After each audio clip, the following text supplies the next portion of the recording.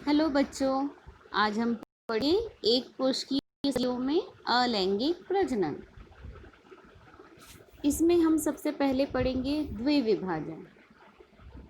आदि केंद्र की सजीव जैसे जीवाणु, आदिजीवी अमीबा, पैरामेशियम, यूग्लिना आदि। दृश्य केंद्र की कोशिका में स्थित तंतुकणिका और हरित लवक, यह कोशिका अंगक द्विविभाजन पद्धति से अलैंगिक प्रजनन करते हैं। इस पद्धति में जनक कोशिकाएं बनती हैं। यह विभाजन समसूत्री या असमसूत्री पद्धति से होता है। अलग अलग आदि जीवियों में विभाजन का अक्ष भी भिन्न भिन्न होता है। उदाहरणार्थ, अमीबा का कोई विशिष्ट आकार न होने से किसी भी अक्ष से विभाजन होता है, इसलिए इसे साधारण द्विविभाजन कहते हैं। पैरामेशियम क्षैतिज द्विविभाजन पद्धति से, तो यूग्लिना ऊर्ध्वाधर द्विविभाजन पद्धति से विभाजित होता है। सामान्यतः सजीवों में द्विविभाजन अनुकूल परिस्थिति में अर्थात पर्याप्त भोजन उपलब्ध हो तभी होता है। सेकंड प्रकार देखेंगे हम बहुविभाजन। अमीबा और उसके समान एक कोशिकीय आदिजीवी प्रतिकूल परिस्थिति में बहुविभाजन पद्धति से अलैंगिक प्रजनन करते हैं। जिस समय अपर्याप्त भोजन या अन्य प्रकार की प्रतिकूल परिस्थिति का निर्माण होता है, तब अमीबा कूटपाद तैयार नहीं करता और अपनी हलचल रोक देता है। वह गोलाकार हो जाता है और कोशिका पटल के चारों ओर एक कठोर संरक्षण आवरण तैयार करता है। इस आवरण युक्त कठोर संरक्षण को पुट्टी यानी सिस्ट कहते हैं।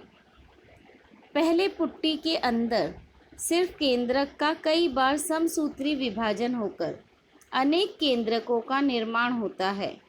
उसके पश्चात कोशिका द्रव्य का भी होता है और अनेक छोटे अमीबा तैयार होते हैं। जब तक प्रतिकूल परिस्थिति है तब तक वह पुट्टी में ही रहते हैं। अनुकूल परिस्थिति में पुट्टी का आवरण फट जाता है और उसमें से कई शिशु अमीबा मुक्त हो जाते हैं। क्या विभाजन या अलैंगिक प्रजनन के बाद जनक कोशिका का अस्तित्व बना रहता है? विभाजन या अलैंगिक प्रजनन पद्धति में जनक कोशिका का विभाजन होते रहता है। जनक कोशिका के केंद्रक और कोशिका द्रव्य का विभाजन होता है। इस कारण जनक कोशिका का अस्तित्व नहीं रह पाता, परंतु यही जनक कोशिका विभाजन होने के पश्चात नए कोशिका में रूपांतरित हो जाती है। तीसरी पद्धति हम देखेंगे मुकुलन। किण्व कोशिका मुकुलन पद्धति से प्रजनन करने के लिए समसूत्री विभाजन द्वारा दो नवजात केंद्रकों का निर्माण करती है। इस कोशिका को जनक कोशिका कहते हैं। इस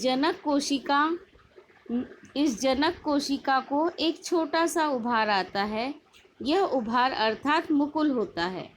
दो नवजात केंद्रकों में से एक केंद्रक मुकुल में प्रवेश करता है।